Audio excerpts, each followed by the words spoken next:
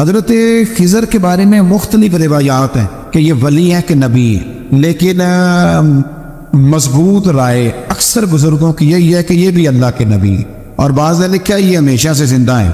یہ دو اللہ کے نبی حضرت الیاس علیہ السلام اور حضرت خضر علیہ السلام یہ دونوں ہر سال حج میں بھی جاتے ہیں، ہر سال حج میں بھی جاتے ہیں، کیونکہ ایک روایت ملتی ہے کہ محبوب کریم علیہ السلام حج پہ گئے تو فرمایا میں الیاس اور خضر کو پہاڑوں سے اترتے ہوئے دیکھ رہا ہوں۔ تو جن کو اللہ نے کھلی آنکھیں دی ہوتی ہیں پھر انہیں زیارت بھی ہوتی ہے، انہیں یہ نظر بھی آتے ہیں۔ حضرت خضر علیہ السلام کو اللہ نے علم لدنی عطا فرمایا۔ یہ علم لدنی اللہ جس کو اپنے پاس سے عطا کر دے اس کو علم لدنی کہتے ہیں۔ حضرت موسیٰ علیہ السلام ایک دن تقریر کرتے ہوئے کسی نے پوچھا کہ آپ سب سے بڑے عالم ہیں، فرمایا الحمدللہ۔ اللہ کریم نے فرمایا نہیں یا موسیٰ کلیم آپ سے بڑے بڑے بھی ہیں، بڑے بڑے لوگ ہیں۔ ہمارے یہاں مسئلہ ہے پانا پڑی اور لوگ مناظرہ کرنے آتے ہیں، کئی دفعہ لوگ نا مسئلہ بتاتے ہیں تو میں کہتا ہوں جناب آپ نے بتا دیا کہ اب آپ نے حکم کرنا ہے، اب آپ نے حکم کرنا ہے۔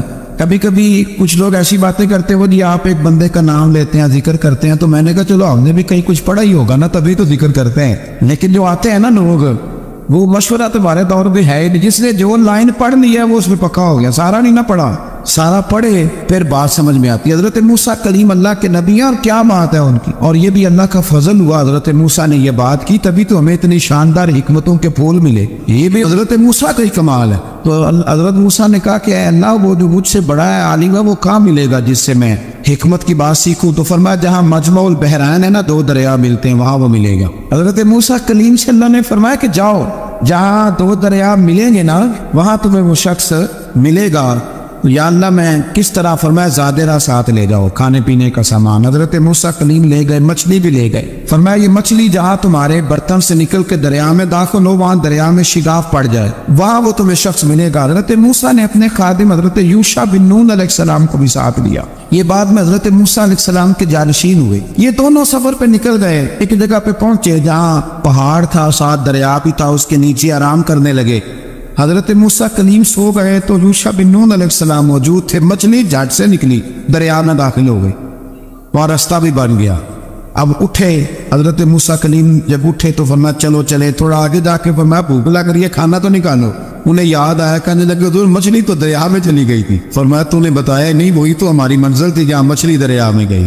پھر وہاں سے واپس آئے قدموں کے نشانوں پہ، وہاں پہنچے جہاں مچھلی گئی تھی تو وہاں ایک شخص لیٹا ہوا تھا چادر لے کے۔ آپ نے سلام لی تو انہوں نے کہا وعلیکم السلام یا موسیٰ کلیم اللہ۔ تو آپ نے فرمایا آپ کون ہیں؟ فرمایا میں وہی ہوں جس کو آپ تلاش کر رہے ہیں۔ تو فرمایا آپ نے مجھے کیسے پہچانا؟ فرمایا جس رب نے تمہیں بھیجا ہے نا اس نے ہی مجھے بتایا ہے کہ موسیٰ آ رہے ہیں، موسیٰ آ رہے ہیں۔ اب حضرت خضر نے جو کچھ فرمایا وہ بڑا شاندار ہے۔ فرمایا موسیٰ کچھ باتیں ایسی ہیں جن کا آپ کو علم ہے اور مجھے نہیں، اور کچھ ایسی ہیں جن کا مجھے علم ہے اور آپ، اللہ اکبر، یہ کبھی ہماری سمجھ میں بات آ جائے، یہ کبھی سمجھ میں آ جائے۔ کچھ باتیں ایسی ہیں جس کا مجھے علم ہے اور یہ بڑے بڑے سیانے بندے نہیں مانتے، بڑے بڑے میں عالم ہوں جی، تو آپ عالم ہیں میاں ایک شعبے کے، لیکن بہت سارے دنیا میں شعبے ہیں نا، دین کے عالم کا درجہ سب سے بڑا ہے، لیکن قانونی مشاورت کرنی ہے تو آپ وکیل سے کریں گے، گاڑی کے بارے میں پوچھنا ہے تو کسی مکینک سے پوچھیں، لیکن آپ بن کے نہ بیٹھ جائیں۔ فرمایا جس کا آپ کو علم ہے مجھے نہیں، اور جس کا مجھے علم ہے ویسے آپ کو نہیں۔ تو کہا میں پھر آپ کے ساتھ رہنا چاہتا ہوں اور میں وہ سیکھنا چاہتا ہوں جو آپ بتا رہے ہیں۔ حضرت خضر فرمانے لگے صبر کر لیں گے میرے ساتھ، یہ سب سے مشکل کام ہے، یہ سب سے، یعنی ہر بات کی تو یہاں لوگوں کو وضاحت چاہیے۔ کھانسے بھی تو آپ کو بتانا پڑے گا کھانسے کیوں، ہنسے بھی تو آپ کو بتانا پڑے گا ہنسے کیوں۔ بھئی بزرگ ہیں، بزرگوں کی باتوں میں حکمتیں ہوتی ہیں، لیکن ہم حکمت کی طرف جانے کو تیار نہیں ہوتے، ہمیں تو فوری طور پہ جواب چاہیے، حل چاہیے۔ حضرت موسیٰ علیہ السلام جناب خضر کے ساتھ چلے، فرمایا صبر کروں گا، میں چلتا ہوں آپ کے ساتھ۔ دریا کے قریب گئے کشتی میں بیٹھنے کے لیے تو کشتی والوں نے حضرت خضر کو پہچان لیا، بغیر کرائے کے سوار کرایا، اور جب پار اترنے لگے تو حضرت خضر نے کشتی کا ایک تختہ ہی توڑ دیا۔ حضرت موسیٰ کہنے لگے یہ آپ نے کیا کیا؟ انہوں نے نیکی کی، آپ نے تختہ توڑ دیا۔ فرمایا آپ کو کہا تھا نا آپ نے صبر نہیں کرنا، آپ کو کہا تھا نا۔ فرمایا چلو میں صبر کروں گا۔ تھوڑا آگے گئے تو ایک نوجوان لڑکا، ابھی چھوٹی عمر ہے، وہ ملا، حضرت سیدنا خضر علیہ السلام نے اسے قتل ہی کر دیا۔ فرمانے لگے آپ نے قتل ہی کر دیا؟ ایک قرآن مجید ہے بھائی، میں کبھی کبھی سوچتا ہوں یہ ہم کسی درویش کی بات سناتے تو بندے اڑ جاتے، فتوے نکلتے کہ نہ نکلتے؟ میرا خیال ہے ہر مسجد سے نکلتے، اور فتوے ایک ایک جتنے مسجد میں نمازی ہوتے سب کے ہاتھوں میں فتوے ہوتے۔ قتل کر دیا، قتل ہی ہو گیا بندہ۔ تو حضرت سیدنا موسیٰ علیہ السلام فرمانے لگے آپ نے قتل ہی کر دیا۔ فرمایا میں نے کہا تھا نا آپ نے صبر نہیں کرنا۔ آپ فرمانے لگے چلو اگر اب میں بولا نا تو بے شک آپ مجھے علیحدہ کر دی تھی۔ حضرت موسیٰ کلیم اب بولا تو علیحدہ کر دے۔ ایک بستی میں داخل ہوئے، بستی کے لوگوں سے پانی مانگا تو انہوں نے پانی بھی نہ دیا، آرام کرنے کو جگہ بھی نہ دی، پر وہاں ایک دیوار گر رہی تھی۔ حضرت خضر علیہ السلام نے سیدھی کرنی شروع کر دی، ساری دیوار بنائی۔ تو حضرت موسیٰ کہنے لگے کن لوگوں کی خدمت کر رہے ہو جنہوں نے پانی بھی نہیں دیا، جنہوں نے پانی تک نہیں پوچھا؟ فرمانے لگے بس بھیا آپ نے وعدہ کیا تھا کہ آپ بولیں گے تو بے شک علیحدہ کر دیں۔ آپ بولیں اب آپ کا اور میرا ساتھ علیحدہ نہیں چل سکتا۔ آپ بولیں جو بول پڑے نا تو غلامی کرے تو رستے لمبے چلتے ہیں، اور جو بولے نا جس کو وضاحت چاہیے ہو وہ غلام نہیں ہوتا، اس کے ساتھ پھر باتیں لمبی۔ تو آنکھ بند کر کے چل، آزم جاتے لائیے ہی نہ تجھے لائیے تھے، آپ پھر آنکھ بند کر کے پیچھے چل کے بات ختم ہو گئی۔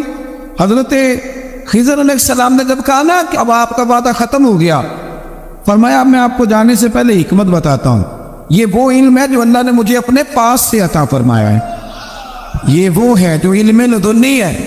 کہا جناب کیا مطلب؟ فرمایا وہ جو میں نے تختہ توڑا تھا نا تو یہ مسکین بچے ہیں جن کی کشتی تھی، تو دریا کے اس پار بادشاہ کھڑا تھا، وہ جو صحیح کشتیاں ہوتی تھی قبضے کر لیتا تھا، اور جو تھوڑی سی ٹوٹی پھوٹی ہوتی تھی نا وہ چھوڑ دیا کرتا تھا، تو میں نے تھوڑی سی کشتی ان کی اس لیے توڑ دی ہے تاکہ دیکھے گا تو چھوڑ دے گا، اس لیے میں نے بھلا کیا ہے۔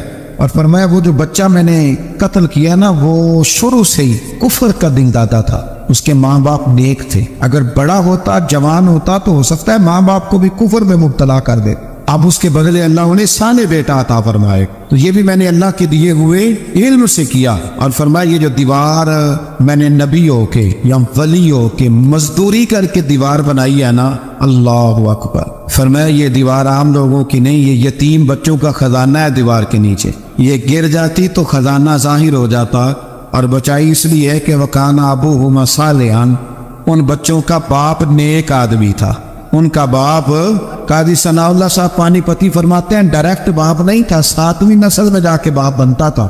سن لے یہ بھی بات، ایک بندہ نیک ہو تو اس کی 7 نسلوں تک رب خزانوں کی بھی حفاظت فرماتا ہے۔ اب آپ اندازہ فرمائیں کہ بات کتنی دور تک جاتی ہے۔ بزرگوں کی باتوں میں نا حکمتیں ہوتی ہیں، دانائیاں ہوتی ہیں۔ یہ طریقت کے جو لوگ ہوتے ہیں انہیں سبق یہ دیا جاتا ہے کہ آمنا و صدقنا، ماننا ہے اور تصدیق کرنی۔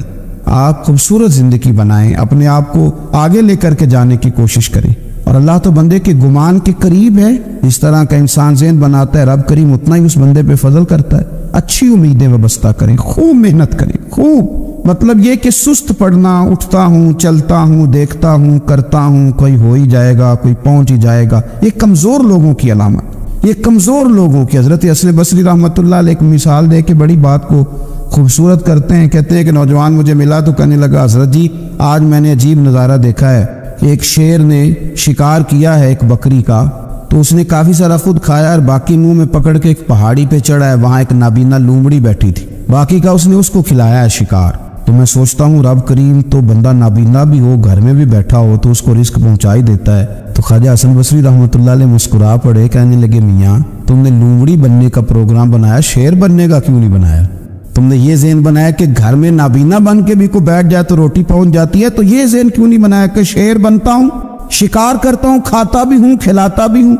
جدوجہد کریں، محنت کریں، آگے بڑھیں، ہمت کریں۔ میرے رسول کریم صلی اللہ تعالیٰ علیہ وآلہ وسلم کے صحابی حضرت سیدنا کعب رضی اللہ تعالیٰ عنہ ارشاد فرماتے کہ ایک شخص نبی پاک صلی اللہ علیہ وسلم کے سامنے سے گزرا، تو صحابہ کرام علیہم رضوان نے اس کی چستی دیکھ کر، بڑا چست نوجوان تھا، بڑا تیز چل رہا تھا، اس کی چستی دیکھ کے صحابہ نے کہا کاش اس کی چستی اللہ کے راستے میں ہوتی، یعنی عبادت میں لگا ہوا ہوتا یا جہاد میں لگا ہوا ہوتا، کاش اس کی چستی اللہ کے راستے میں ہوتی۔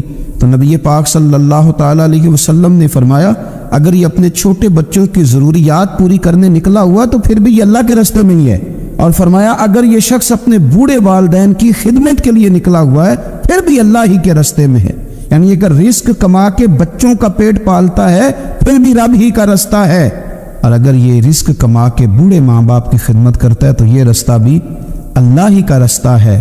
اور نبی پاک صلی اللہ تعالیٰ علیہ وسلم نے فرمایا اگر یہ اپنے آپ کو سوال سے بچانے کے لیے یہ کام کر رہا ہے، یعنی مجھے کسی کے آگے ہاتھ نہ پھیلانا پڑے تو پھر بھی یہ اللہ ہی کے راستے میں ہے۔ ہاں اگر یہ ریاکاری کے طور پر، فخر کے طور پر یہ کام کر رہا ہے تو پھر یہ شیطان کی راہ میں۔ اگر صرف اس لیے مال جمع کر رہا ہے کہ میں ذرا اب لوگوں کو پتہ چل جائے بڑا مالدار ہوں، میرا بعض لوگوں کے اوپر ذہن ہوتا ہے نا آگے بڑھنے کا، شوق ہوتا ہے بلا وجہ چیزوں کو جمع کرنے کا، فخر بتانے کا، ریاکاری کرنے کا۔ فرمایا اگر ریاکاری کے ارادے سے ہے تو پھر یہ شیطان کے راستے میں ہے، اور اگر یہ بوڑھے ماں باپ کے لیے رزق کما رہا ہے، چھوٹے بچوں کے لیے کما رہا ہے، اپنے آپ کو سوال سے بچانے کے لیے کما رہا ہے، تو پھر یہ اللہ ہی کے راستے میں، پھر یہ جہاد ہی کر رہا ہے، پھر یہ عبادت ہی میں مشغول ہے، یہ اللہ ہی کے راستے میں۔ رسول کریم صلی اللہ تعالیٰ علیہ وسلم نے جو سبق ہمیں پڑھایا نا، وہ صرف یہ ہے کہ رزق کماتے وقت تمہاری نیت کا اعتبار ہے، تمہارا ارادہ کیا تھا۔ رزق کماتے وقت ارادہ کیا تھا؟ بہت بڑے بنگلے بنانے کا ارادہ تھا، جائیدادیں جمع کرنے کا ارادہ تھا، بعض رشتہ داروں کو نیچا دکھانے کا ارادہ تھا، بلا وجہ ڈینگے مارنے کا اور اونچی اونچی باتیں کرنے کا ارادہ تھا، یا تمہارا ارادہ یہ تھا کہ حلال آ جائے تاکہ میں سوال سے بچ جاؤں، تاکہ مجھے کسی کے سامنے ہاتھ نہ پھیلانا پڑے۔ یہ حدیث ہمیں صحیح بخاری میں ملتی ہے۔ نبی پاک صلی اللہ تعالیٰ علیہ وسلم نے فرمایا بے شک مال بڑا سرسبز ہے اور بڑا میٹھا ہے۔ فرمایا جس نے اچھی نیت کے ساتھ مال حاصل کیا نا، بڑا میٹھا ہے، بڑا سرسبز ہے، اور جس نے اچھی نیت کے ساتھ حاصل کیا اللہ اسے برکت عطا کر دے گا۔ تھوڑے پیسوں میں برکت ہو جائے گی، تھوڑے میں بھی، کئی دفعہ تھوڑے پیسے ہوں گے پر ختم نہیں ہوں گے، ان میں برکت ہو جائے گی، نیت اگر ٹھیک ہے۔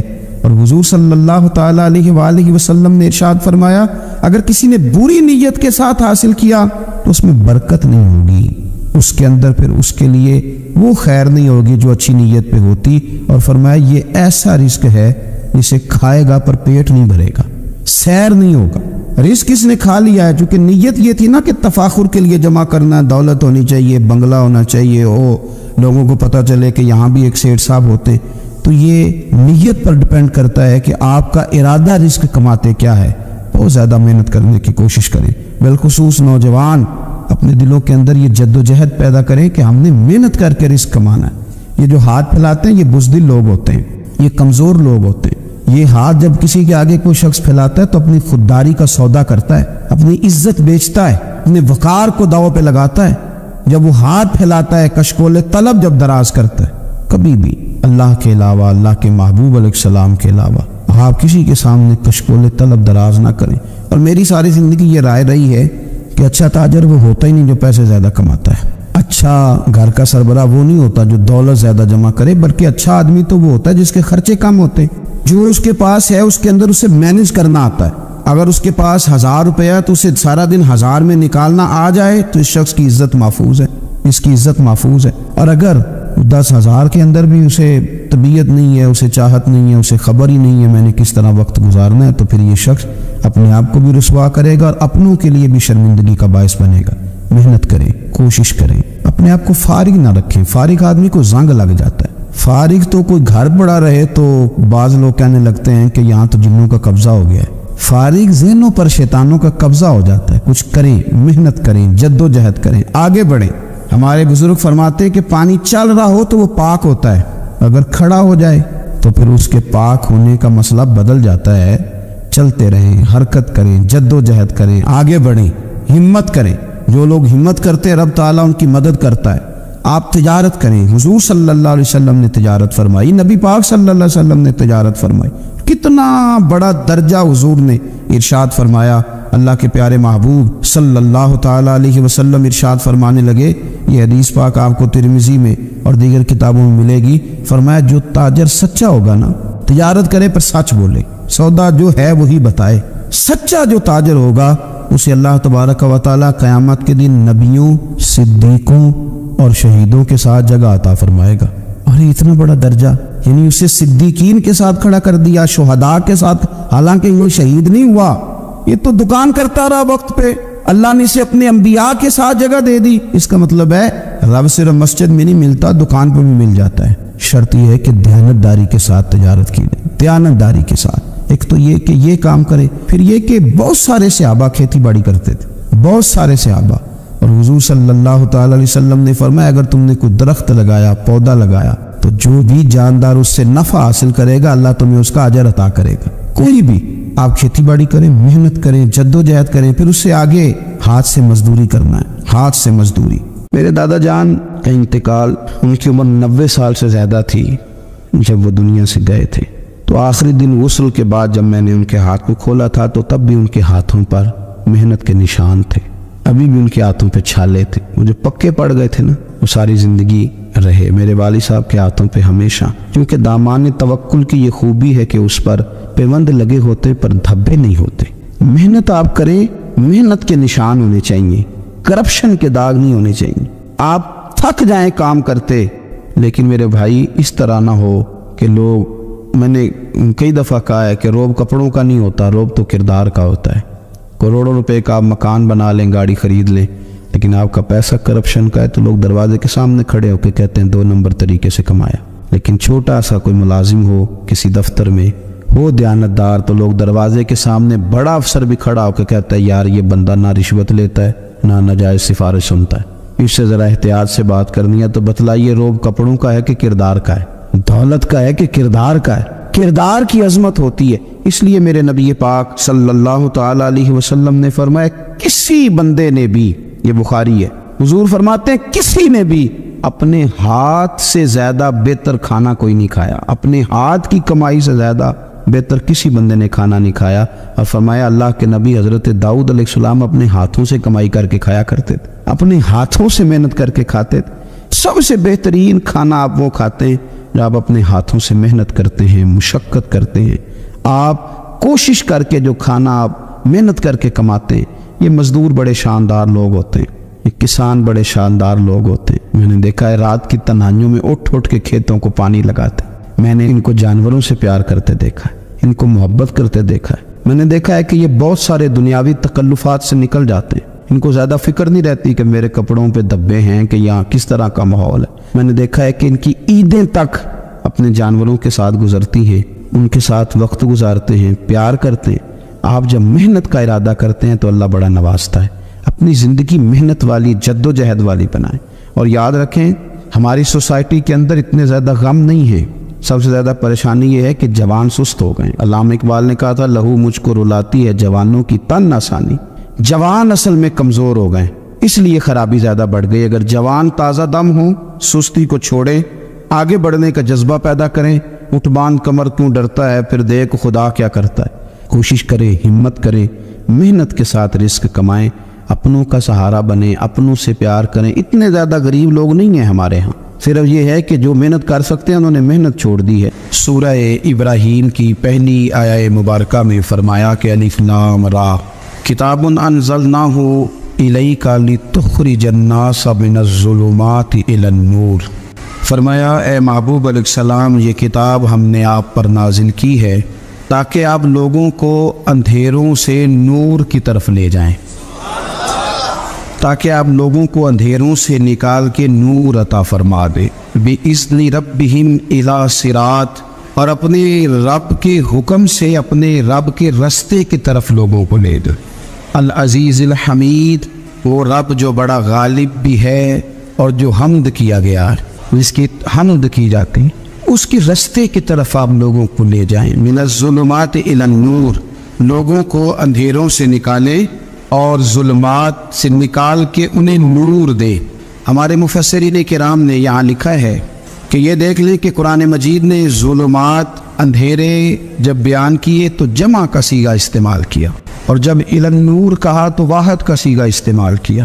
ظلمات زیادہ ہیں اور نور ایک ہے، اندھیرے زیادہ ہیں اور روشنی ایک ہے۔ معنی کیا ہے کہ کائنات میں جتنے بھی اندھیرے ہیں ان سب سے دور کرنے والی روشنی ایک ہی ہے، جو مدینے والے رسول کے پاس موجود، جو نبی پاک صلی اللہ علیہ وسلم کی بارگاہ میں موجود ہے، جو حضور کے پاس موجود ہے۔ یہ روشنی ایک ہی ہے، اندھیرے بے شمار ہیں، کثرت سے اندھیرے ہیں۔ ایک اندھیرا کفر کا ہے، ایک اندھیرا نفاق کا ہے، ایک اندھیرا جہالت کا ہے، ایک اندھیرا غربت کا ہے، ایک اندھیرا تنہائی کا ہے، ایک اندھیرا مایوسی کا ہے۔ یہ سارے اندھیرے نکلیں گے کیسے؟ جب ہم کسی اور سے روشنی نہیں لیں گے، روشنی لیں گے رسول پاک کی بارگاہ سے۔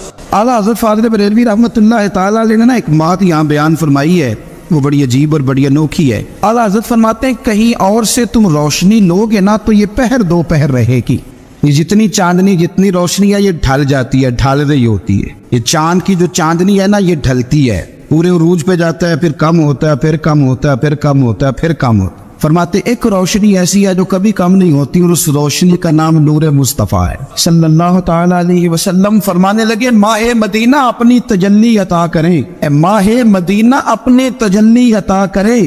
یہ ڈھلتی چاندنی تو پہر دوپہر کی ہے، یہ جو ہمارے پاس چاند کی چاندنی ہے یہ تو ڈھل رہی ہے، پہر دوپہر رہے گی. اے ماہ مدینہ آپ اپنی تجلی عطا. یا رسول اللہ ایک اندھیرے سے نکلیں گے دوسرے میں گم ہو جائیں گے، دوسرے سے نکلیں گے تو پتہ نہیں کون سا راستہ ملے گا، آپ مہربانی کریں. اے ماہ مدینہ ہمیں اپنی تجلی عطا کرے، آپ اپنا کرم فرمائیں. اندھیرے بہت سارے، نور ایک ہی ہے، نور ایک ہی ہے، اور اس نور کا نام محمد مصطفیٰ ہے صلی اللہ تعالی علیہ وسلم. نور ایک ہے. میرے عزیز آپ جتنا مرضی بھاگ لیں، جتنا مرضی دوڑ لیں، جتنی مرضی آپ ترقی کر لیں، پڑھ لیں، جو مرضی کر لیں، اندھیرے پیچھا نہیں چھوڑتے. اس لیے کہ یہ اندھیرے گہرے ہیں، ان کے مختلف روپ ہیں، ان کے مختلف رنگ ہیں، یہ مختلف طرح کے اندھیرے ہیں. یہ آپ کا پیچھا تب چھوڑیں گے جب آپ نور مصطفیٰ سے روشنی حاصل کریں. میرے رسول پاک صلی اللہ علیہ وسلم نے ہمیں روشنی دی ہے، میلاد والے محبوب صلی اللہ تعالی علیہ وسلم نے ہمیں نور دیا ہے، اور ہر موقع پر روشنی دی ہے. ہر موقع پر کسی ایک موضوع پر آپ رسول پاک صلی اللہ تعالی علیہ وسلم کی کسی ایک موقع پر آپ حضور کی تعلیمات حاصل کرنا چاہیں گے تو درجنوں حدیثیں ملیں گی. آپ کو سینکڑوں کے لحاظ سے اشارے اور تعلیمات ملیں گی، ہر چیز آپ کو میسر آئے گی اور آپ کو لطف آئے گا. میں کل ایک بزرگ کی بات سن رہا تھا، مجھے بڑا مزہ آیا.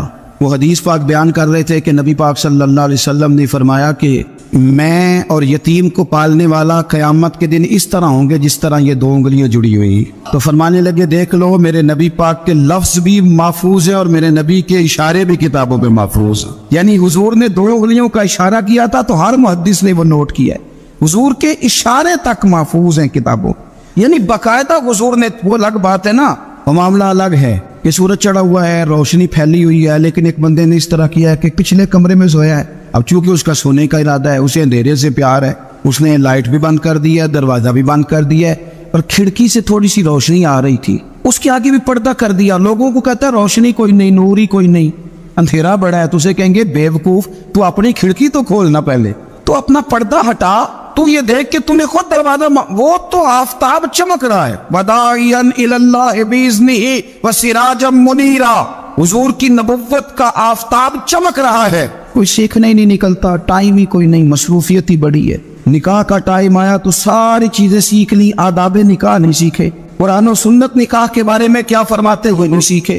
سارے لوگ لگے ہوئے ہیں ڈیوٹی کرنے، شادی آ گئی، شادی آ گئی، کپڑے بنا لو، لیکن جو میاں بیوی کے حقوق تھے وہ نہیں سیکھے کسی سے جا کے. تو شادی کے چوتھے دن ہی لڑائی شروع ہو گئی. اگر یہ آداب کا انداز کا پہلے سے پتا ہوتا تو گھر کپڑوں سے سکھی نہیں رہتا. ایک دوسرے کے ساتھ محبت ہو تو گھر سکھی رہتا ہے. تو جو ایسا چیز تھی وہ سیکھی نہیں. یہی رویہ ہمارا سارے کاموں میں. محبوب نے جو ہمیں ہدایت عطا فرمائی تھی، جو روشنی دی تھی، ہم نے اس سے فائدہ نہیں لیا. اور اب میلاد شریف کا مہینہ آیا ہے تو میلاد شریف کا مہینہ بھی آپ نے یہ محفلیں ان لوگوں کے سپرد کرنی ہیں جو اللہ خیر کرے. ہاتھ میں جن کے سپیکر ہوگا، کبھی بھاگ کے ادھر جائیں گے، کبھی دوڑ کے ادھر جائیں گے، اور وہ کہیں گے کہ میں تمہیں میلاد سنا رہا ہوں، تمہیں کیا پتا، میں بتاتا ہوں. آپ نقطے نہ بیان کریں، آپ میلاد والے رسول صلی اللہ علیہ وسلم کی سیرت کا ایک باب کھولیں. آپ بتائیں نبی پاک صلی اللہ علیہ وسلم نے بحیثیت باپ کیسے وقت گزارا ہے، بحیثیت ایک شوہر کے کیسے وقت. آپ ایک ایک چیپٹر سیرت کا کھولیں، آپ لوگوں کو تعلیم دے، بس کریں. کروڑوں روپیہ جلسوں پہ لگتا ہے، کیا دے رہے ہیں آپ قوم کو؟ اور قوم بھی کہتی ہے بڑا چسکا آیا، بڑے نقطے سنے، کچھ آداب بھی سیکھے، اس میں سے ملا بھی. یہ محفل ہے، آج کو میلہ نہ بنائیں.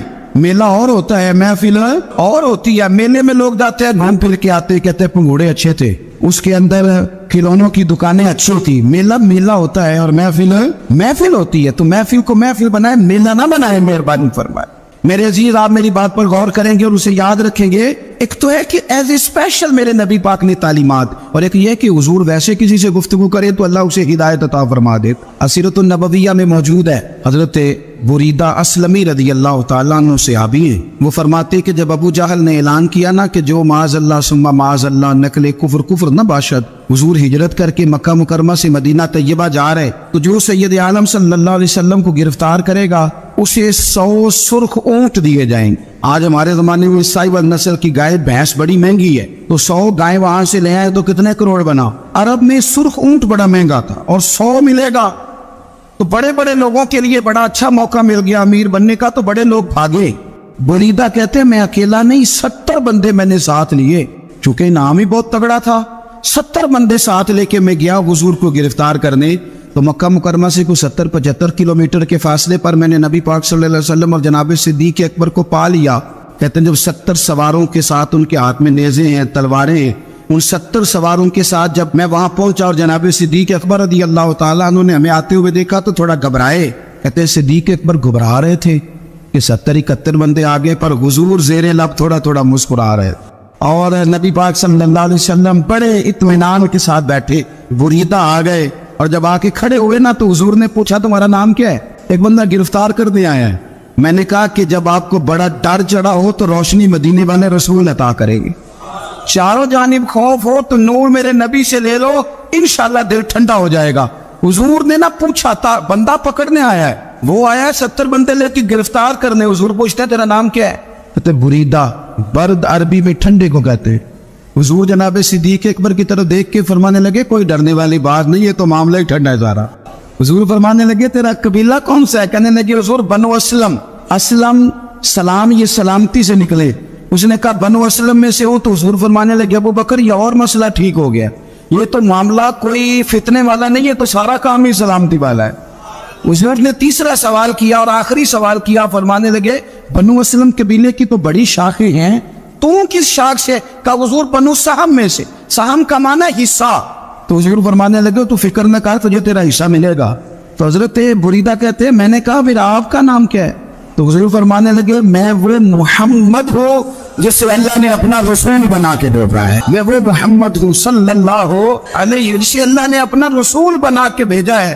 تو بریدہ آگے بڑھے اور اپنا ہاتھ آگے کر کے کہنے لگے آپ نے فرمایا تھا نا کہ حصہ ملے گا، تو پھر مجھے پڑھائے کرنا، میں بھی مسلمان ہونا چاہتا ہوں، مل گیا حصہ۔ حضور روٹین کی بات چیت کرے تو اللہ ہدایت عطا کر دے، روٹین کی بات چیت کرے تو بھائی جو ایز اے اسپیشل حضور کا دین سیکھے، جو غور کر کے سیکھے، ہر پریشانی آپ کی، ہر اور یار بندوں کی نہیں جانوروں کی بھی، صرف بندوں کی نہیں جانوروں کی بھی، ترغیب و ترہیب دیکھیے۔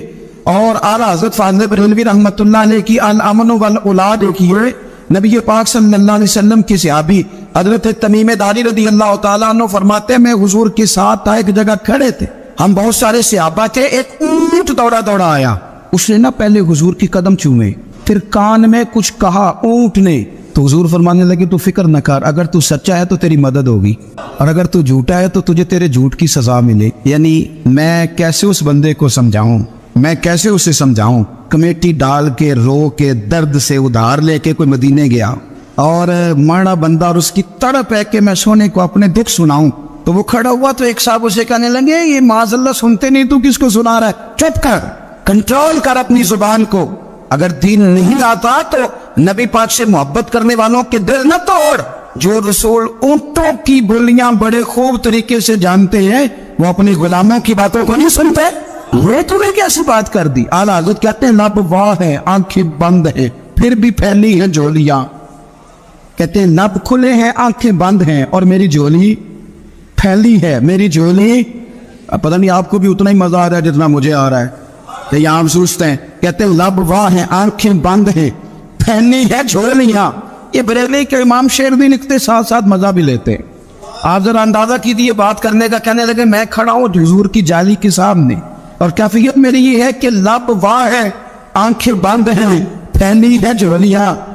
حضور کچھ آیا بھی ہے، اعلیٰ حضرت کچھ ملا بھی ہے۔ اب دیکھیں کسی کے سوال سے پہلے جواب دیتے، کہتے ہیں لب واہ ہے، آنکھیں بند ہیں، پھیلی ہے جھولیاں، اور کتنے مزے کی بھیک تیرے پاک در کی ہے، کتنے خالی بھیک نہیں ملی، مزہ بھی بڑا ہی آیا ہے۔ یعنی وہاں سے لینے کا، بھیک لینے کا مزہ بھی، خود بھیک دے خود ہی کہیں منگتے کم بھلا ہو۔ یہ تو شعر ہے نا، تھوڑا سا بندہ پڑھا لکھا ہو تو سمجھ میں آتے ہیں، تو دیسی بندے بھی بڑی باتیں، میں نے آپ کو پہلے بھی بتایا تھا، اور وہ بات مجھے بڑا مزہ دیتی ہے۔ میں پہلی دفعہ حاضر ہوا تو ایک بابا جی کو نا، وہ جن کی وہاں ڈیوٹی ہوتی ہے نا پولیس والے، وہ دھکے دے رہے، یلا جی نکل، وہ تو دھکے دے رہے، تو بابا میرے آگے آگے، بابا اسے کیا کہتا تیری خیر ہوگی پہرے دارا روزی دی جالی چوم لین دے۔ ایک دفعہ نہیں 2-4 دفعہ بابا جی نے کہا۔ تو کئی دفعہ ہم کسی کو مسئلہ تو بتاتے ہیں لیکن وہ بندہ تو ذوق میں ہوتا ہے نا، اور وہ جو مسئلہ بتاتا ہے وہ نرالا ہوتا ہے۔ وہ باہر نکل کے نا تو میں نے بابا جی سے کہا، میں کہا تسی 10 ساری شعر پڑھے ہیں پنجابی دا، ان کو تو تہاڈی سمجھ لگدی سی، وہ تے عربی ہے۔ تو بابا جی میرے تھپکی دیکھ نا یا کندھے پہ، کہندے پتر مینوں بھی پتہ ہے، مینوں بھی پتہ ہے، انہوں نہیں سمجھ لگدی، میں تے اپنا رانجھا پہ راضی کردا سی۔ نبی پاک بے مثل و بے مثال ہے، لا مثل لہ ولا مثال لہ، حضور کی مثل بھی کوئی نہیں اور مثال بھی ہے ہی کوئی نہیں۔ اللہ کریم نے محبوب جیسا دوسرا بنایا ہی کوئی نہیں۔ سمجھنی ہے بات آپ نے، حضور میں شک کوئی نہیں پر ابو جہل نے شک کیا، نبی پاک میں شک کوئی نہیں پر ابو لہب نے شک کیا، حضور میں شک کوئی نہیں پر عتبہ عتیبہ شیبہ ان کا شک آخر تک نہیں گیا، حالانکہ حضور میں کوئی شک دور کرانے بھی آئے تو شک نہیں گیا۔ ایک دفعہ نہیں کئی دفعہ، ترجمے دفعہ 20 دفعہ۔ ایک ابو جہل کو لے لیں، دماغ میں شک تھا حالانکہ حضور میں کوئی شک نہیں۔ ایک دن آ کے کہنے لگا کہ بتائیے میری مٹھی میں کیا ہے، تو نبی پاک صلی اللہ تعالی علیہ وسلم نے فرمایا اگر میں نے بتا دیا، کہنے لگا اگر آپ نے بتا دیا تو میں کلمہ پڑھ لوں گا۔ حضور نے فرمایا میں نے بتا دینا ہے پر تم نے کوئی نہیں پڑھنا، میں بتا دینا ہے۔ کہ بتائیے، تو حضور نے فرمایا چل سودا کر لیتے ہیں، اگر جو تیری مٹھی میں ہے وہی بتا دے پھر تیرا کیا خیال ہے؟ تو نبی پاک صلی اللہ تعالی علیہ وسلم نے کہا کیا بھئی ابو جہل کی مٹھی میں؟ تو اس کی مٹھی میں کنکر تھے، کنکروں نے کلمہ پڑھنا شروع کر دیے۔ جب کنکروں نے کلمہ پڑھا، پتھر تھے وہ، انہوں نے کلمہ پڑھا، ابو جہل نے وہ کنکر زمین پہ پھینک کے کہنے لگا اوفو تیرا جادو تو پتھروں پہاڑوں پہ بھی چلتا ہے۔ اب جملہ کہنے لگا ہوں سمجھ لینا، ابو جہل گوشت کا آدمی تھا، کنکر پتھر تھے، پتھر کلمہ پڑھ گئے، گوشت پوشت کا آدمی تھا پر کلمہ کیونکہ یہاں کیا تھا شک، اس نے آگے نہیں بڑھنے، گوشت پوشت کا شخص ہو کے پتھروں سے آگے نکل نبی پاک صلی اللہ علیہ وسلم کی خدمت میں آیا۔ بلکہ وہ جو یہودی والی روایت ہے اس کے پس منظر میں بھی بعض محدثین نے لکھا ہے، اس کو بھی اسی نے بھیجا، کہنے لگا جاؤ نبی پاک سے جا کے کہو اگر وہ درخت آپ کا کلمہ پڑھے تو میں بھی پڑھ لوں گا۔ درخت، اب درخت ہوتے تو جاندار ہیں پر کلمہ تو کوئی نہیں نہ پڑھتے، درخت سے بھی تو انسانوں سے کلمہ پڑھنے کی بات، اگر درخت پڑھے تو میں پڑھ لوں گا۔ نبی پاک صلی اللہ علیہ وسلم دور بیٹھے تھے، درخت دور تھا، اور امام سیوطی علیہ رحمہ نے لکھا ہے درخت بھی کیکر کا تھا۔ نبی پاک صلی اللہ علیہ وسلم نے فرمایا اس یہودی سے کہ تو جا کے درخت کو کہہ کہ تجھے نبی پاک بلاتے ہیں۔ فرمایا میں گیا تو پھر تم نے کہنا جادو کر کے بلایا ہے، احتیاط بھی کی، ہر چیز آنکھوں کے سامنے رکھی، تو جا کے کہہ کہ تجھے بلاتے ہیں۔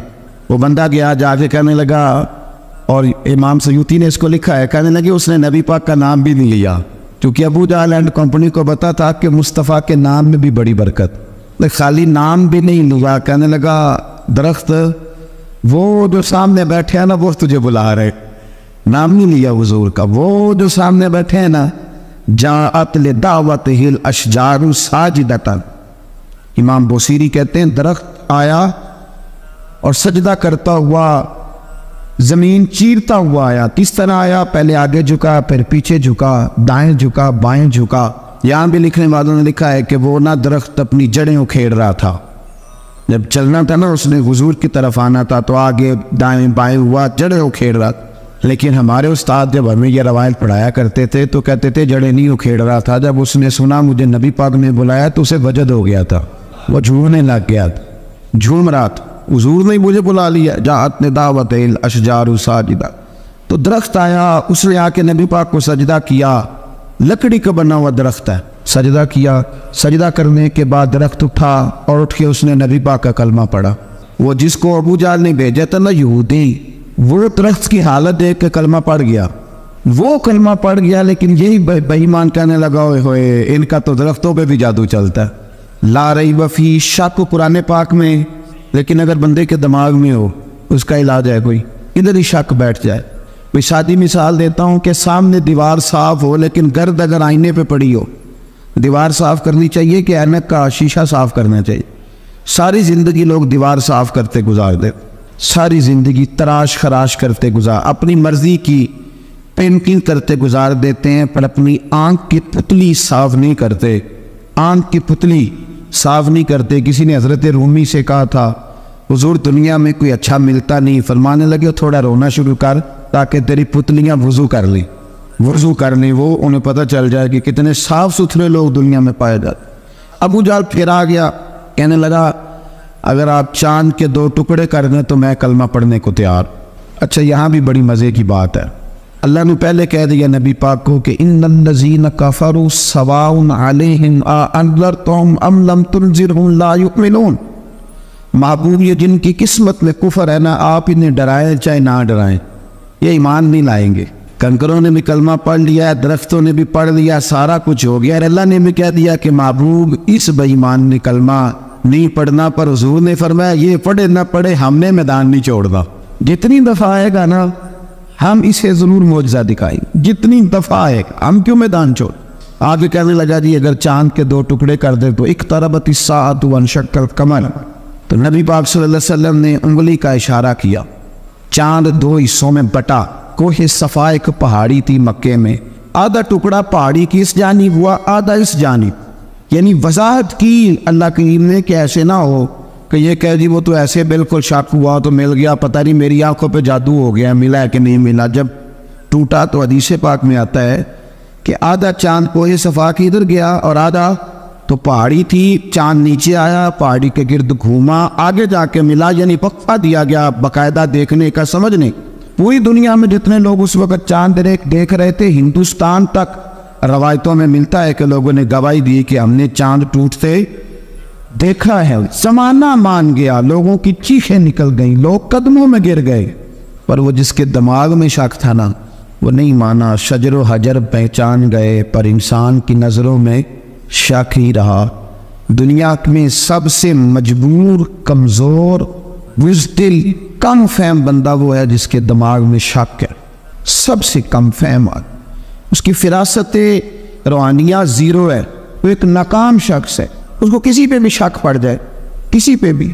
ہم نے دیکھا ہے جو عورت اپنے مرد پہ شک کرنے لگ جاتی ہے اس گھر کا کوئی علاج ہی نہیں ہوتا، جو شکوہ کرتی ہے روٹی کا، پیسوں کا، وہ کسی دور میں مسئلہ اس کا حل ہو جاتا ہے، جو نافرمان ہوتی ہے اس کا بھی مسئلہ کسی نہ کسی زمانے میں حل ہو ہی جاتا ہے۔ یہ جس کو شک پڑ جاتا ہے نا، شک، اس کا مسئلہ قیامت کی صبح تک حل نہیں ہوتا۔ اگر مرد کو شک پڑ جائے اس کا مسئلہ بھی کبھی زندگی میں دوبارہ حل یاد رکھے۔ یہ جو شکوک و شبہات ہے نا، قرآن پورا شکوک و شبہات کا ازالہ کرتا ہے، کافر کے سوال کا جواب دیتا ہے، منافق کے سوال کا جواب دیتا ہے۔ قرآن مجید ہر ایک کی تسلی کراتا ہے، لیکن شروع میں بتا دیا کہ لا ریب فی، شک والی گنجائش اس میں۔ لوگ آج تک شک کر رہے ہیں کہ اللہ کا کلام ہے کہ نہیں، آج تک لوگ کہہ رہے ہیں۔ تو میرے بھائی، شکوک والی زندگی کمزور ہوتی ہے، شکوک والی، عقل مند لوگوں کی زندگی کمزور زندگی ہے۔ صحابہ کرام عمل والے لوگ تھے، وہ بحثوں میں الجھے رہتے تو عمل نہ کر پاتے۔ ہمارے یہاں نا بحث ہوتی ہے جس مسئلے کا کوئی تعلق ہی نہیں، الجھنوں سے نکل رہے، عمل کا رستہ، بحث جو ہوتی ہے یہ عمل کا رستہ روکتی ہے۔ عقل مند نہ بنے، فرما بردار بنے۔ میرے بھائی، شکوک و شبہات والی جو لائف ہے، لیکن نا انبیاء کرام علیہ السلام کے بارے میں شکوک و شبہات ہیں، اولیاء عظام کے بارے میں۔ اب ایک نیا شک پیدا ہو گیا ہے کہ فیض ملتا ہے کہ نہیں ملتا۔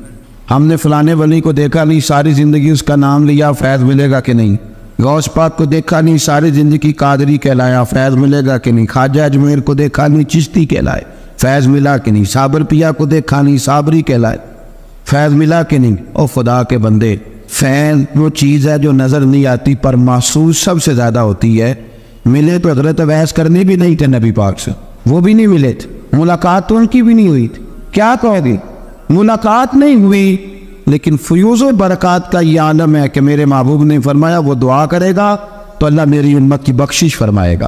تو آپ ہمارے صوفیاء میں ایک سلسلہ اویسیہ ہے، سلسلہ اویسیہ میں اکثر ملاقات نہیں ہوتی، اکثر نہیں ملاقات ہوتی بغیر دیکھیں نا، آپ جب کسی کا نام جپتے ہیں، جب کسی کا نام لیتے ہیں، جب اسی کا ذکر کرتے ہیں، جب اسی کے تذکرے میں رہتے ہیں تو اللہ تبارک و تعالیٰ کے یہ جو کامل لوگ ہوتے ہیں یہ متوجہ ہو جاتے ہیں، ان کی توجہ ہوتی ہے۔ اور خود سرکار نے فرمایا دو آپس میں محبت کرنے والے، ایک مشرق میں ایک مغرب میں، قیامت کے دن اللہ دونوں کو جنت میں اکٹھا فرما دے گا۔ یہ کیا بات ہوئی کہ ہر بات میں شک کرنا کہ جی وہ فلانے سے ملاقات ہی نہیں ہوئی؟ تو کس طرح بھائی، ملاقات ایک الگ چیز کا نام ہے، ملاقات ایک الگ شے کا نام ہے، اور فیوز و برکات ایک اللہ سے ملاقات ہوئی ہے، رزق دیتا ہے کہ نہیں، زندگی دیتا ہے۔ تو اس لیے ہر چیز کو ٹھیک ہے، وہ جو جگہ جس جگہ پہ جو بات ہے اس کو وہاں رہنا چاہیے، لیکن یہ شکوک ہیں، ان سے باہر نکلیں، ان سے باہر آئیں۔ اولیاء اللہ کا جو فیضان ہے، ان کی جو محبت ہے، ان کے جو طریقہ. حضرت سلیمان بن بشار رحمۃ اللہ علیہ بزرگ گزرے ہیں، وہ کہتے ہیں میرے پاس، میں بڑا خوبصورت تھا جوانی میں، دین کی تھوڑی سی خدمت کرتا تھا تو ایک عورت آ گئی. اس عورت نے میرے ساتھ کچھ مجھ سے مانگا، مطالبہ کیا، تو میں نے کہا کوئی بھکارن ہے. میں نے جب اس نے نقاب اوڑھا ہوا تھا، جب میں نے اس کی طرف پیسے دینے کے لیے، خیرات دینے کے لیے کوئی چیز بڑھائی تو اس نے چہرے سے کپڑا ہٹایا. میں نے نظر جھکا لی، کہنے لگی سلیمان میرا رنگ روپ تو دیکھ، میں کتنی خوبصورت ہوں، میں تیری محبت میں گرفتار ہو گئی، خدا را میں اپنے آپ کو تیرے حوالے کرتی ہوں. آپ فرماتے ہیں جب اس کے نیت اور ارادے میں اور لفظوں میں نے فطور دیکھا تو میں استغفر اللہ پڑھتا وہاں سے بھاگ گیا. اتنا دوڑا کہ میں بصرہ سے باہر نکل گیا، شہر سے باہر آ. عورت سے دوڑ رہا ہے، مرد، نوجوان، خوبصورت. فرماتے عشاء کی اذانیں ہو رہی تھی، نماز پڑھ کے میں مسجد میں سو گیا تو مجھے حضرت یوسف علیہ السلام کا دیدار. جناب یوسف کہتے ہیں میں حضور کا غلام اور غلاموں کا غلام اور صدیوں بعد کا غلام. تو جناب یوسف علیہ السلام میری خواب میں آئے اور کہنے لگے اٹھ جوان میرے سینے سے لگ، یار تو نے تو نبی پاک کا امتی ہو کے وہ کام کیا ہے جو میں نے نبی ہو کے کیا تھا. اب کام حضرت یوسف والا کیا تھا نا، تو صدیوں اور سالوں اور مہینوں کا فاصلہ بن سکا. تو وہ آگے مسئلہ یہ ہے کہ شکوک و شبہات والی زندگی نقصان دیتی ہے. حضرت ہمارے سلسلہ مقدسہ میں ایک سلسلہ علویہ ہے جو اعلیٰ حضرت فاضل بریلوی کو حاصل تھا. شاہ عبدالعزیز صاحب محدث دہلوی رحمۃ اللہ تعالیٰ علیہ نے بڑا لکھا مولا علی کی شان پہ، حضرت علی پہ کلام، ان کا ذکر، ان کے تذکرے اس قدر فنا ہو گئے کہ ہر وقت ذکر علی کرتے. فرماتے ہیں مجھے خواب میں حضرت علی کا دیدار ہوا، انہوں نے مجھے بیعت فرمایا اور مجھے اپنے سلسلہ مبارکہ میں اجازت دی. تو شاہ صاحب رحمۃ اللہ علیہ فرمایا کرتے تھے کہ میں نے وہ بہت کم لوگ ہیں جن کو پھر ان میں بیعت فرمایا جاتا ہے، تھوڑے چند لوگ، اور ان کو سلسلہ مبارکہ میں اس میں چند لوگ ہیں. اعلیٰ حضرت کے بعد شاہ رسول ہے، شاہ رسول کے بعد شاہ عبدالعزیز محدث دہلوی اور ڈائریکٹ مولا علی شیر خدا سے بیعت. تو مطلب یہ ہے کہ کام شکوک و شبہات سے نکلیں. قرآن نے کہا لا ریب فی، قرآن میں شک البتہ وَإِن كُنتُمْ فِي رَيْبٍ مِّمَّا نَزَّلْنَا عَلَىٰ عَبْدِنَا، بندے کچھ شک کرتے ہیں، اگر انہیں شک ہو تو وہ اس طرح کریں کہ فَأْتُوا بِسُورَةٍ مِّن مِّثْلِهِ، پھر اس کی مثل ایک صورت لے کے آئیں، اور وَادْعُوا شُهَدَاءَكُم مِّن دُونِ اللَّهِ إِن كُنتُمْ صَادِقِينَ، سارے بے شک اپنے حمایتی بلا لیں اگر وہ سچیں. شک والی دنیا سے باہر نکل آئیں، حقیقت والی دنیا کو قبول کریں. شکوک و شبہات کا ازالہ نہیں ہوتا، شک دوسرے شک کو جنم دیتا ہے، نقص دوسرے نقص کو جنم دیتا ہے، غلطی دوسری غلطی کو جنم دیتی. اور انسان جب تک شکوک کی، میں نے آپ کو کہہ دیا کہ ہر گھر بچ سکتا ہے، ہر گھر، ہر عورت کے صحیح ہونے کی امید ہوتی ہے، پر جس بیوی کو اپنے خامند کے کردار پہ شک ہو وہ بیوی کبھی مطمئن نہیں ہوتی. ہر گھر بس جاتا ہے، لیکن جس خامند کو اپنے بیوی کے کردار پہ شک ہو جائے اس کا کبھی اس کے ساتھ سلوک مخلصانہ. شکوک والی زندگی بیماروں کی زندگی ہے، شکوک والی زندگی بیماروں کی زندگی، کمزوروں کی زندگی، بزدلوں کی زندگی. اس لیے حقیقت والی چیز جب تک آپ کے پاس کوئی چیز کلیئر ہو کے نہیں آتی.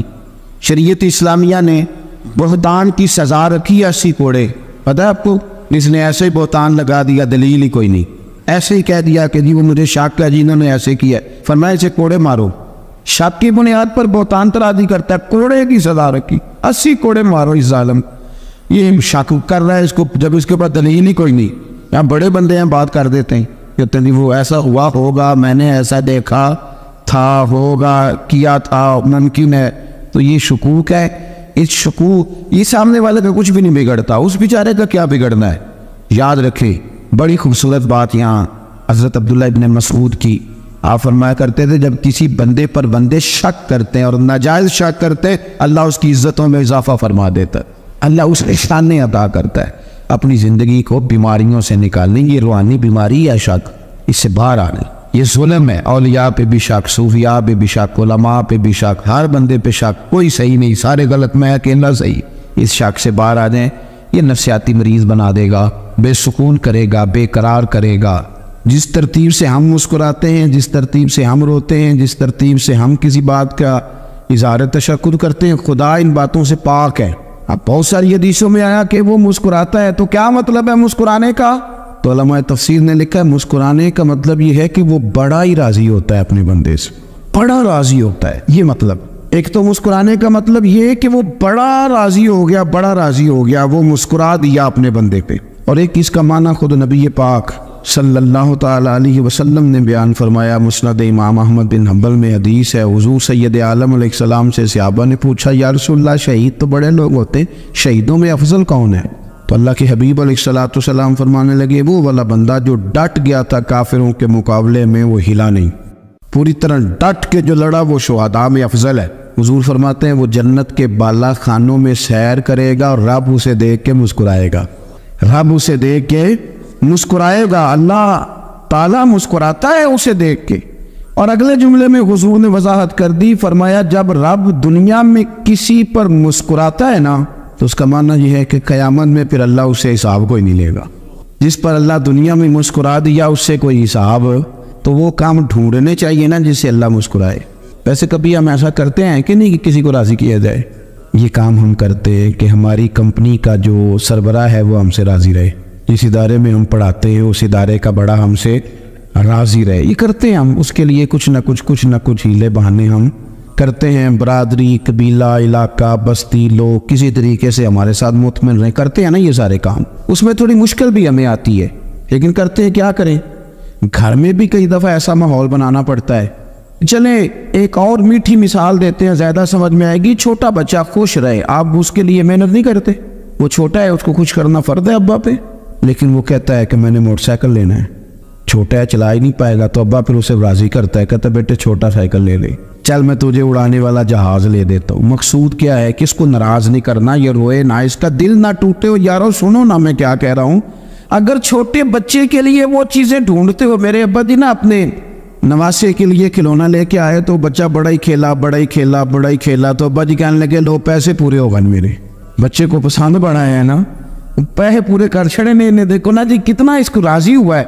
تو انسان کیا کرتا ہے کہ کوشش کرتا ہے، چھوٹا بچہ بھی ناراض رہا ہو تو وہ چیزیں وہ ڈھونڈتا ہے کہ اس کو کیا پسند ہے، چاکلیٹ لے جاؤں، فلاں چیز لے جاؤں، آئس کریم لے جاؤں. تو ایک بچے کے لیے، گھر کے لیے، سربراہ کے لیے اتنی محنت کرتے ہو تو وہ کام بھی ہمیں ڈھونڈ کے تلاش کرنے چاہیے نا جسے رب راضی ہوتا ہے، اللہ راضی ہوتا ہے. بتاؤں وہ کون کون سے کام ہیں؟ نبی کریم صلی اللہ تعالیٰ علیہ وسلم نے ارشاد فرمایا 3 لوگ ہیں جنہیں دیکھ کے رب مسکراتا ہے. یا رسول اللہ صلی اللہ علیہ وسلم وہ کون کون سے؟ تو محبوب فرمانے لگے ایک وہ بندہ ساری مخلوق سوئی ہے، آدھی رات ہے، رات کا پچھلا پہر ہے، اس نے اٹھ کے وضو کر لیا، مصلی پہ کھڑا ہو گیا خدا کی یاد میں. فرمایا اسے دیکھ کے رب مسکراتا ہے جو اس کی شان کے لائق ہے. مسکراتا ہے اللہ. یہ تو سونے کا ٹائم تھا، یہ تو گہری نیند آنے کا وقت تھا، رات کا پچھلا پہر. رات پوے تے بے درداں نو نیند پیاری آوے تے درد منداں نو یاد سجن دی سوتیاں بھی آن جگاوے. اور ساون کی کالی راتوں میں جب بوندا باندی ہوتی ہے، وہ راتوں کو اٹھ اٹھ روتے ہیں جب خلقت ساری سوتی ہے. اللہ مسکراتا ہے. اور سننا میرے بھائی، میرے نبی پاک صلی اللہ تعالیٰ علیہ وسلم فرماتے ہیں جب مسلمان نماز کے لیے صفے بناتے ہیں نا، ترتیب لگ رہی ہوتی ہے، اب اللہ کی بارگاہ میں کھڑے ہوں گے، قیام کریں گے، رکوع کریں گے، سجود کریں گے. فرمایا جب مومن صفے بناتے ہیں تو رب دیکھ کے مسکراتا ہے.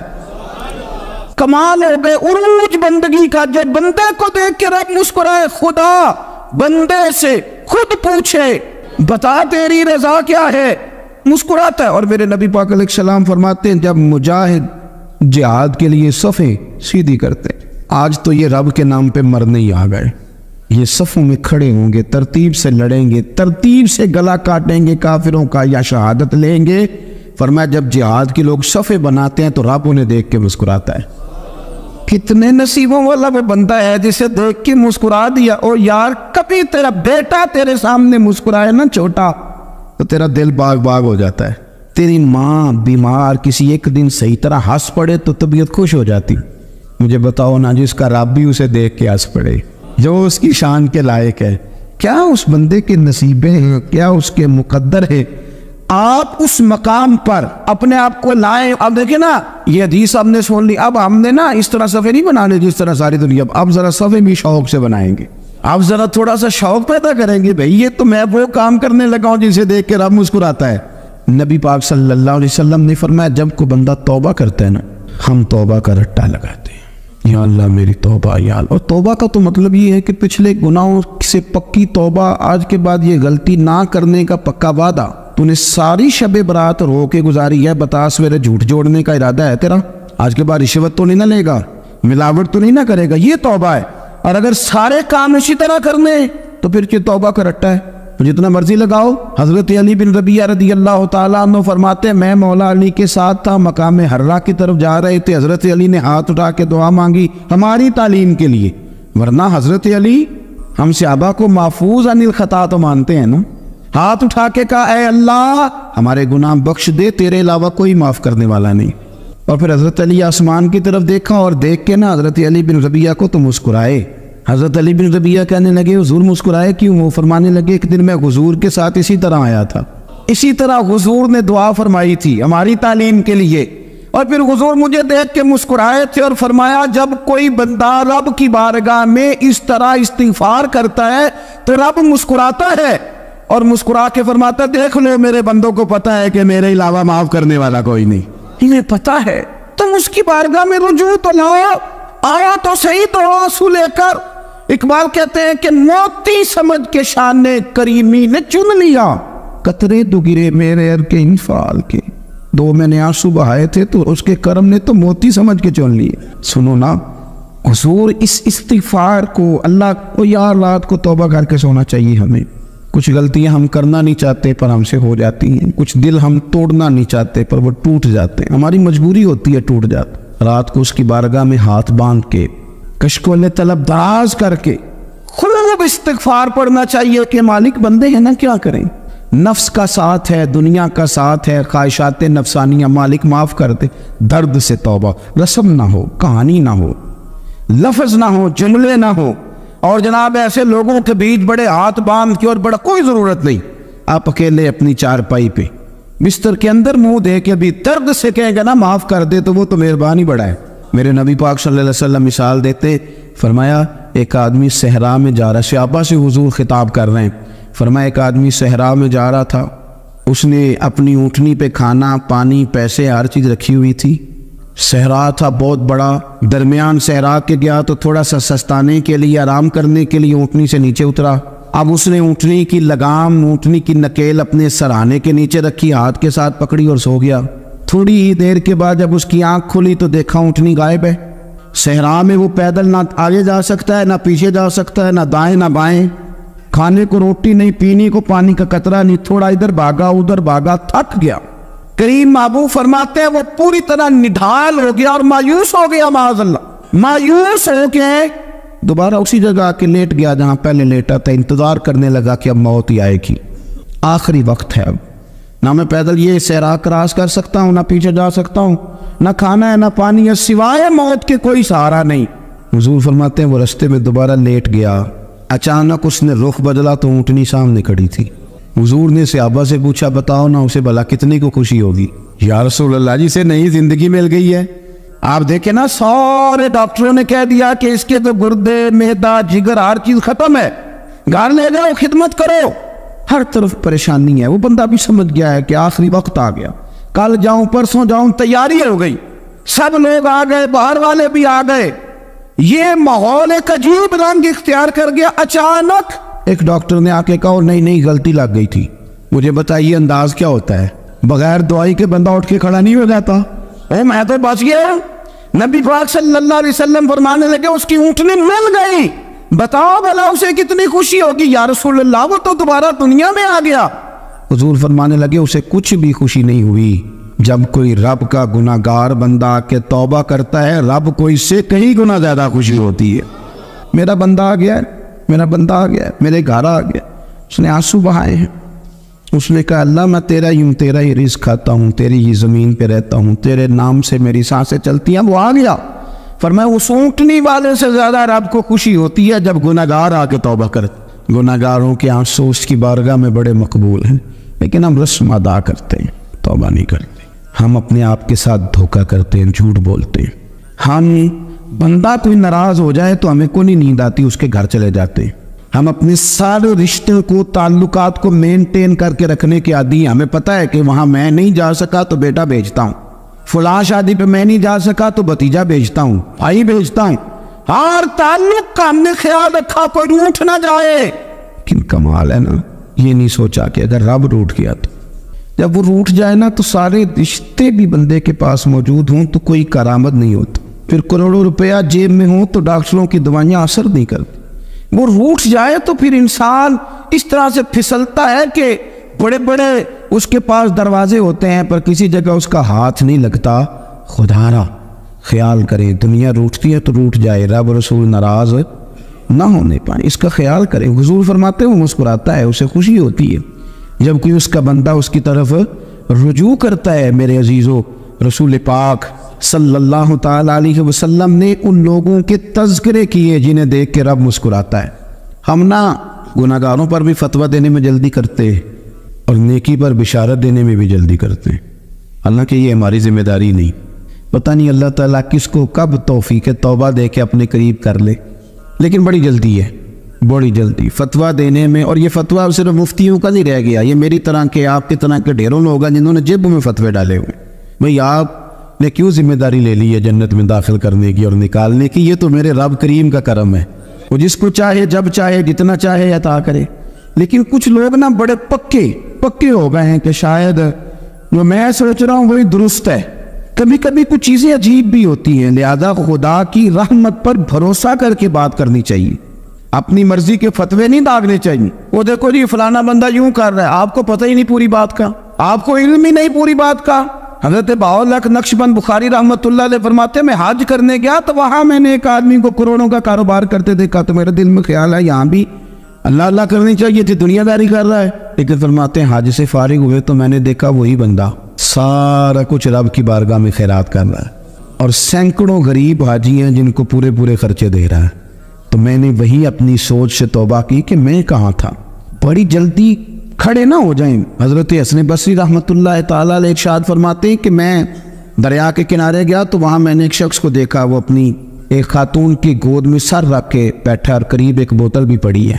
میرے دل میں معاذ اللہ خیال آیا کہ دیکھو کس انداز میں ایک عورت کے ساتھ یہ ہے اور پاس بوتل بھی پڑی ہے، جانے شراب ہے۔ کہتے میں سوچ ہی رہا تھا کہ اچانک ایک کشتی آ رہی تھی دریا میں، وہ ہجکو لے کھائے، کشتی میں 4-5 لوگ تھے، وہ دریا میں ڈوبنے لگے۔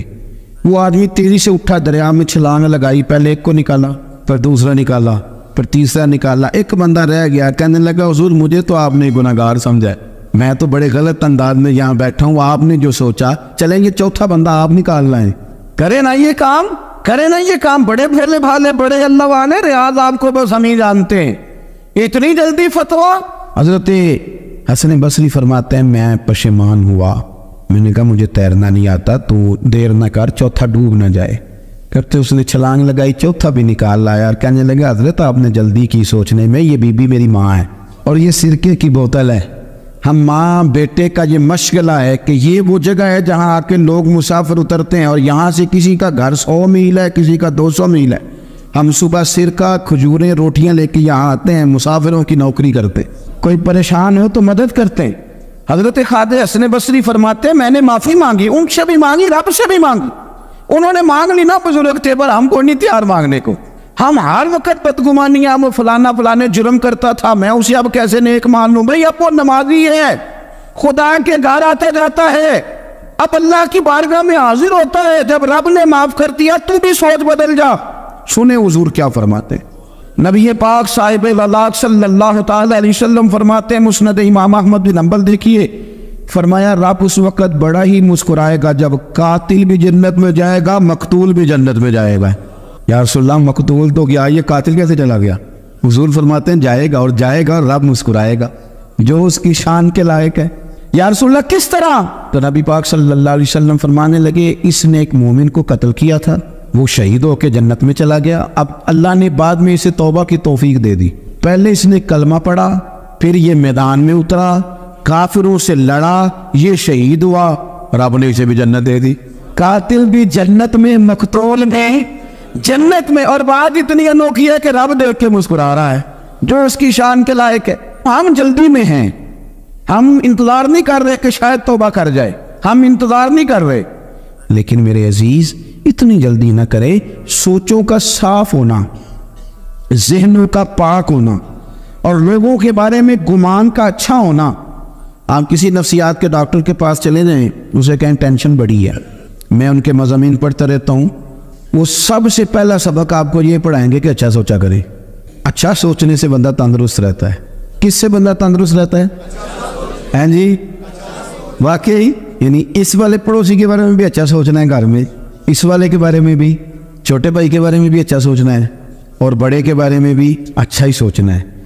ویڈیو اچھی لگی ہو تو چینل کو لائک کر دیں، شیئر کر دیں، کامنٹ کر دیں اور بیل آئیکن کو کلک کر دیں تاکہ مزید آنے والی ویڈیو آپ کو مل سکیں. جزاک اللہ.